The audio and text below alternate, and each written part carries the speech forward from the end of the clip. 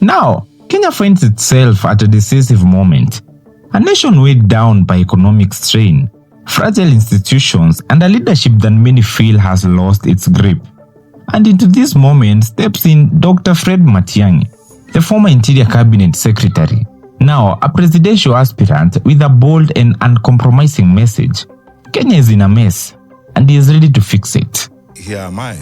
Send me. I want to go in and make my contribution in fixing my country.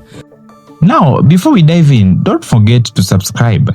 We're on the road to 1,000 subscribers as we keep breaking down Africa's biggest political stories and giving you unlimited insights into power and politics. Drive to the World Bank offices where I was. Appearing on NTV's Fixing the Nation, Matiang'i spoke with the clarity of a man who has seen the state from the inside, understood its failures, and is now determined to redesign its foundations.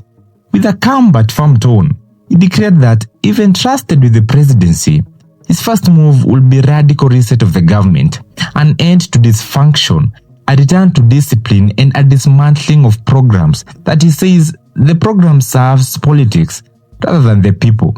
To him, Kenya's crisis is not a crisis of intelligence, but a crisis of leadership that fears reform. You try to deal with certain developmental differences according to regions in the country, so that you. Nothing illustrates this more, he says, than the state of education. Matiang'i describes a system gasping for survival, schools surviving on delayed capitations, parents forced into debts, and thousands of children are on the verge of dropping out.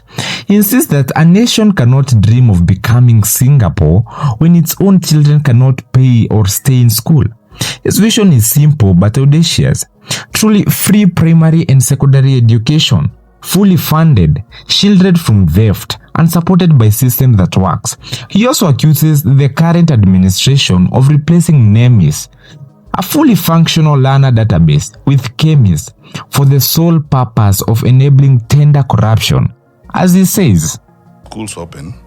I said the other day, and I'm willing to debate anyone who will challenge me on that, close to between 25 and 30% of school-going kids will not go to school, they will drop out. We tell you for a fact, and let's be very honest about this, this has nothing to do with politics, it's factors. They will not afford to pay that amount of money, and therefore will lose kids who are in school.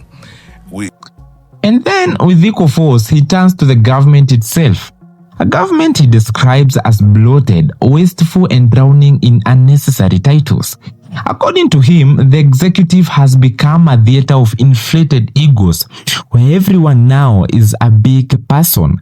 Yet the country continues to slip deeper into crisis. His remedy is to rebuild the state around results, not ranks, to make a government smaller and sharper and also accountable, to destroy the culture of plunder that he says has become embedded in public services. For every priority you will have as government, you'll have to make sacrifices. So how will we fix this?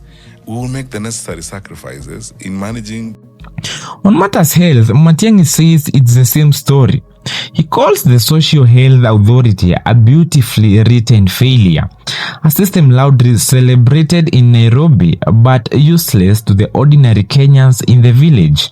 He laments the death of the Linda Mama program and warns that any health reform that does not reach mothers and children is a reform in a name only. You have policy challenges that cause the delays. And I would not describe those ones as a problem, at all. On matters diplomacy, his criticism grows sharper. He accuses the government for damaging Kenya's standing in the region through carelessness, opportunism, and alliances that he says are embarrassing the nation. He cites the case of Bob Njagi and Nicholas Oyo, Kenyans detained in Uganda for 38 days, requiring the intervention from the former president Uhuru Kenyatta. According to Matiang'i, this is what happens when a country abandons structured diplomacy and begins hobnobbing with criminals and rebels, as he calls them, across the region. Unavailability of the resources, that was not there. He addresses the controversies tied to his own tenure, from the Rivayala deaths to the Miguna deportation, insisting that investigations followed the law and welcoming a public inquest if the nation demands it.